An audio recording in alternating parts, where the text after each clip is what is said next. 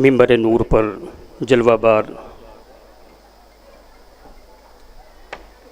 مشائخ و علماء کرام و جملہ سامعین کرام، السلام علیکم ورحمۃ اللہ تعالی وبرکاتہ۔ بسم اللہ الرحمن الرحیم،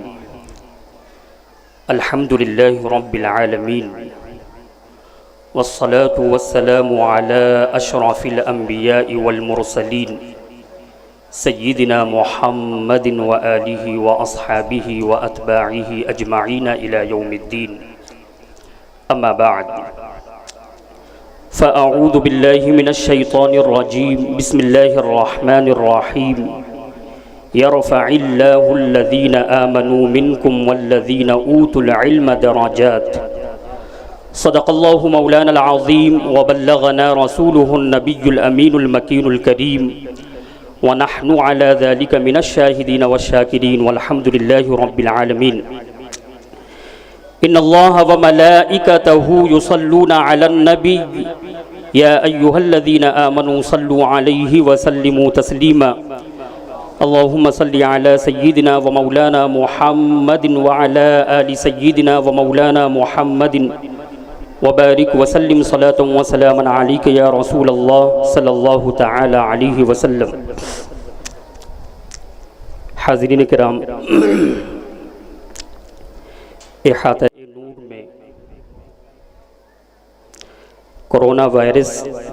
جیسے عالمی وبا کے درمیان مسجد جہانگیر اشرف کی تعمیر ثانی، پھر اس کے ساتھ جامعہ اشرفیہ صوفیہ ملت کی بنیاد، اور اس کے ساتھ ساتھ الجامعۃ الاشرفیہ سیدہ سلمہ للبنات کا قیام، اور اسی کرونا وائرس عالمی وبا کے درمیان ہبلی کی سرزمین پر الجامعۃ الاشرفیہ خدیجۃ الکبریٰ للبنات سے تقریباً 120 بچیوں کی رضا پوشی، یہ ساری چیزیں سوائے اس بات کے اور کسی چیز کی علامت نہیں ہو سکتی کہ میری زندگی کا مقصد تیرے دین کی سرفرازی، میں اسی لیے مسلمہ، میں اسی لیے نمازی۔ اللہ رب العزت کی بارگاہ میں دعا ہے کہ مولا تعالی جانشین صوفی ملت، شیخ طریقت، اشرف العلماء حضرت علامہ الحاج ابو الحسن سید محمد اشرف اشرفی جیلانی مد ظلہ العالی کو ایسا سورج بنائے جس کی روشنی کبھی دھیمی نہ ہو، اور جس کی خیرات سے روئے زمین کا ہر گھر مالا مال ہو۔ حاضرین ملت اسلامیہ، بہت مختصر وقت میں کچھ پیغام آج کی اس عظیم کانفرنس سے آپ کے حوالے کرنا چاہوں گا کہ انسانیت کی معلوم تاریخ میں اگر کسی قوم کو امت العلم ہونے کا شرف حاصل ہوا، اور اگر کسی قوم کو پوری دنیا کے استاذی کے منصب پر فائز ہونے کا شرف حاصل ہوا، تو انسانیت کی پوری معلوم تاریخ میں سوائے اس قوم کے اور کوئی قوم نہیں ہے جو اللہ اور اس کے رسول پر ایمان رکھنے والی ہے۔ لیکن سوال یہ پیدا ہوتا ہے کہ مسلمانوں کے لیے یہ بات کیسے ممکن ہوئی، مسلمانوں کو امت العلم ہونے کا شرف حاصل کیسے ہوا، مسلمانوں کو پوری دنیا کے لیے استاذی کا منصب کیسے حاصل ہوا؟ تو اس کا مختصر سا جواب یہ ہے کہ مسلمانوں کو اگر امت العلم ہونے کا شرف حاصل ہوا، اور اگر مسلمانوں کو پوری دنیا کے قائد اور پوری دنیا کا امام اور پوری دنیا کا استاذ ہونے کا شرف حاصل ہوا، تو وہ صرف قرآن مجید جیسی عظیم الشان کتاب کے ذریعے مسلمانوں کے لیے یہ ممکن ہو سکا۔ مسلمانوں کا قرآن مجید سے جو تعلق تھا، اس تعلق کی نوعیت محض یہ نہیں تھی کہ جب ہم بیمار ہوئے تو قرآن پاک کی کچھ آیتیں پڑھ کر اپنے اوپر دم کر لیا۔ مسلمانوں کا قرآن مجید سے جو تعلق تھا، وہ تعلق صرف اس نوعیت کا نہیں تھا کہ جب لڑائی جھگڑے کی نوبت آئی اور اپنی بات کو منوانا ہوا تو قرآن مجید پر ہاتھ رکھ کر ہم نے قسم کھا لی۔ مسلمانوں کا قرآن مجید سے تعلق صرف اس نوعیت کا نہیں تھا کہ ماہ رمضان المبارک آیا، تراویح کی نماز میں شریک ہو گئے اور قرآن پاک کی ہم نے سماعت کر لی۔ مسلمانوں کا تعلق قرآن مجید سے صرف اس نوعیت کا نہیں تھا کہ وقتاً فوقتاً کہیں کہیں قرآن مجید کے عنوان سے مقابلے کے پروگرامات منعقد ہوئے، کمپٹیشن چلا دیا گیا، بلکہ تاریخ گواہ ہے کہ مسلمانوں کا تعلق قرآن مجید سے اس نوعیت کا تھا کہ مسلمانوں نے قرآن مجید کی ہر سورت کو اور مسلمانوں نے قرآن مجید کی ایک ایک آیت کو صرف آیت کے طور پر نہیں، بلکہ مسلمانوں نے قرآن مجید کی ایک ایک آیت کو ایک ایک اداروں کی شکل میں تبدیل کر دیا۔ اگر مسلمانوں نے قرآن مجید میں علم کے تعلق سے یہ آیتیں پڑھی، اقرأ بسم ربک الذی خلق خلق الانسان من علق اقرأ وربک الاکرم الذی علم بالقلم علم الانسان ما لم يعلم، تو ایسا نہیں ہے کہ مسلمان صرف ان آیات کو پڑھ کر، علم کی ان آیات کو پڑھ کر رک گئے اور ان کے ترجمے کو پڑھ لیا، بلکہ جب مسلمانوں نے علم کے تعلق سے قرآن مجید کی ان آیتوں پر غور کیا تو نتیجہ یہ نکلا کہ قرآن مجید کی یہ آیتیں کبھی مدارس کی شکل میں تبدیل ہونے لگیں، کبھی اسکول کی شکل میں تبدیل ہونے لگیں، کبھی کالج اور یونیورسٹیوں کی شکل میں تبدیل ہونے لگی۔ الغرض یہ کہ مسلمانوں نے علم کے تعلق سے قرآن مجید کی ان آیات کو صرف آیات کی شکل میں باقی نہ رکھا، بلکہ ان آیات کو بڑے بڑے مدارس، بڑی بڑی یونیورسٹیاں اور بڑے بڑے اسکول میں مسلمانوں نے تبدیل کر دیا۔ اسی طریقے سے ماضی میں مسلمانوں کا قرآن مجید سے تعلق اس نوعیت کا تھا کہ جب مسلمانوں نے رحمت کے تعلق سے قرآن مجید کی آیتوں کو پڑھا، بسم اللہ الرحمن الرحیم وما ارسلناک الا رحمتا للعالمین، جب مسلمانوں نے قرآن مجید میں رحمت کے تعلق سے آیتوں کو پڑھا تو ایسا نہیں ہے کہ مسلمانوں نے صرف آیتوں کو آیت ہی سمجھ کر پڑھا، بلکہ مسلمانوں نے جب قرآن مجید میں رحمت کے تعلق سے آیتوں کو پڑھا تو پھر قرآن مجید میں رحمت کے تعلق سے وہ آیتیں بڑے بڑے ہاسپیٹل، بڑے بڑے شفا خانے اور بڑے بڑے بیمارستان میں تبدیل ہونے لگے، اور مسلمانوں نے نہ صرف یہ کہ ظاہر سی بات ہے کہ سب سے زیادہ جس کو رحمت کی ضرورت ہوتی ہے وہ بیمار ہوتا ہے، وہ مریض ہوتا ہے۔ مسلمانوں نے جب رحمت کے تعلق سے قرآن مجید کی آیتوں کو پڑھا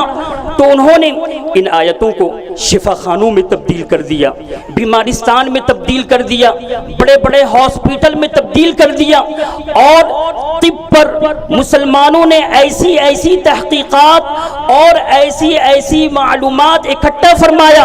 کہ آج اگر یورپ میں اگر طب کی بنیاد موجود ہے تو وہ مسلمانوں کا علمی ورثہ ہے۔ اگر یورپ کے پاس مسلمانوں کا یہ علمی ورثہ نہیں ہے تو یورپ آج بھی کچھ نہیں ہے۔ حاضرین ملت اسلامیہ، تو اگر ہم ماضی میں مسلمانوں نے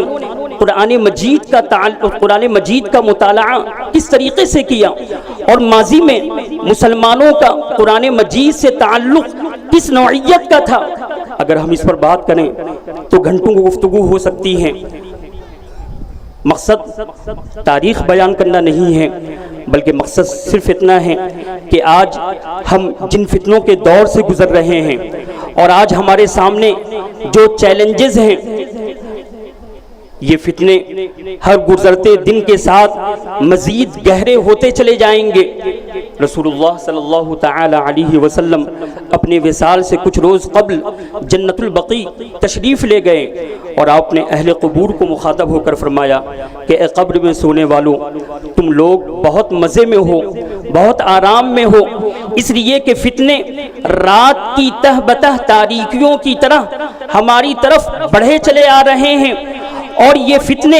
ہر گزرتے دن کے ساتھ اتنے گہرے اور تاریک ہوتے چلے جائیں گے کہ مسلمانوں کے لیے، بلکہ حدیث میں فرمایا گیا کہ ایک شخص اگر صبح کے وقت ایمان لائے گا تو شام کے وقت وہ کافر ہو جائے گا، اور اگر شام کے وقت وہ ایمان لائے گا تو صبح کے وقت وہ کافر ہو جائے گا۔ تو حاضرین ملت اسلامیہ، اس وقت ہمارے سامنے جو چیلنجز ہیں اور اس وقت ہمارے سامنے جو فتنے ہیں، ان فتنوں سے اگر ہم نبرد آزما ہونا چاہتے ہیں، ان فتنوں کا اگر ہم سامنا کرنا چاہتے ہیں، ان فتنوں کو اگر ہم فیس کرنا چاہتے ہیں، اور ان فتنوں کا اگر ہم جواب دینا چاہتے ہیں، تو اس کے لیے ہمارے پاس صرف دو ہتھیار ہیں۔ ان دو ہتھیاروں کو اگر ہم مضبوطی سے اپنا لیں تو قسم خدا کی ہمارے سامنے جو بھی فتنے ہیں، ان فتنوں کا ہم صحیح معنوں میں جواب دے سکتے ہیں۔ پہلا ہتھیار تو یہ ہے کہ ہمارا ایمان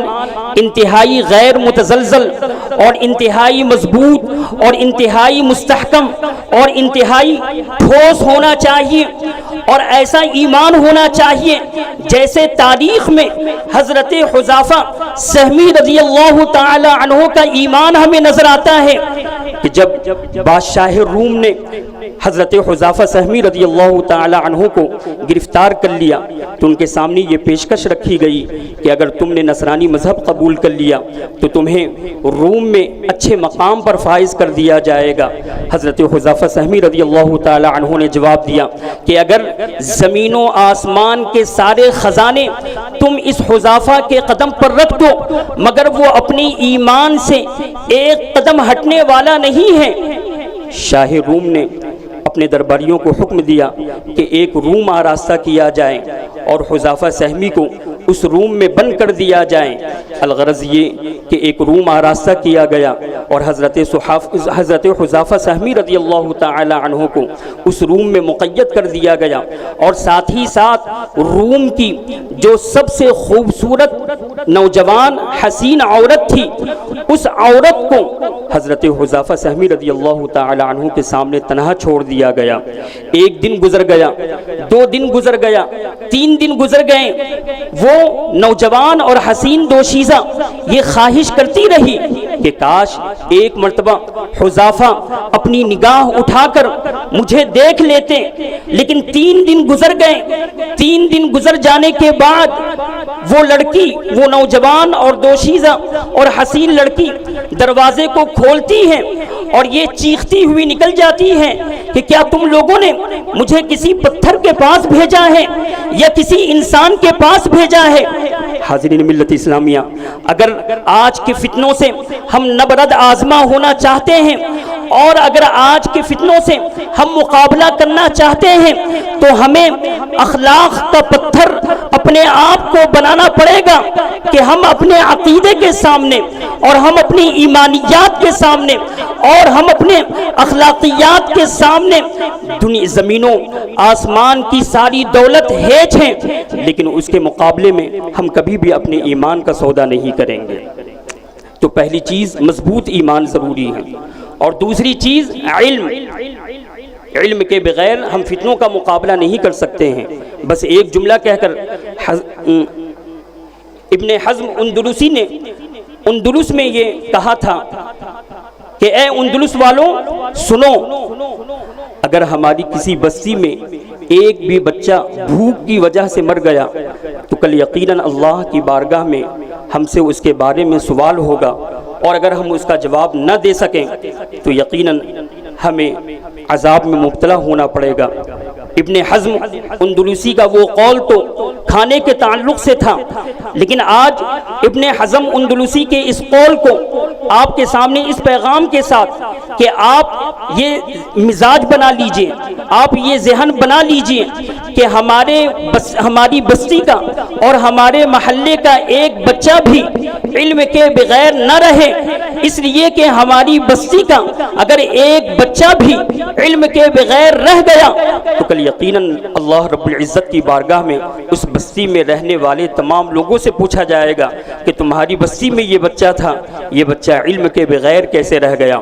اور آج تو ہمارے لیے یہ شکوہ بھی نہیں ہے کہ تعلیم بہت مہنگی ہو گئی ہے۔ اشرف العلماء نے جہاں دین کی تعلیم کے لیے الجامعۃ الشبیلیہ قائم فرمایا ہے، جہاں دین کی تعلیم کے لیے الجامعۃ الاشرفیہ صوفیہ ملت قائم فرمایا ہے، جہاں دین کی تعلیم کے لیے الجامعۃ الاشرفیہ سیدہ سلویٰ للبنات قائم فرمایا ہے، آپ نے ماڈرن ایجوکیشن کے لیے مخدوم اشرف سینٹر کا قیام فرمایا ہے۔ اس لیے اب ہمارے لیے یہ بہانہ نہیں رہ جاتا، ہمارے لیے یہ حیلہ نہیں رہ جاتا کہ ہمارے پاس پیسے نہیں ہیں، ہم غریب ہیں، ہم اپنے بچوں کو تعلیم کیسے دلا سکتے ہیں۔ آپ اپنے بچوں کو تعلیم دلانے کے لیے، اپنی بچیوں کو تعلیم دلانے کے لیے یہ سارے ادارے آپ کے لیے کھلے ہیں، اور آپ کوشش کریں کہ اس بستی میں رہنے والے جتنے بچے بچیاں ہیں وہ سب زیور تعلیم سے آراستہ ہوں۔ انہی باتوں پر اپنی گفتگو کو ختم کرتا ہوں، اگر بولنے میں کوئی لغزش ہوئی ہو تو اللہ تعالیٰ معاف فرمائے، آمین وجاہ سید المرسلین وما علینا الا البلاغ المبین۔ السلام علیکم ورحمۃ اللہ تعالی وبرکاتہ۔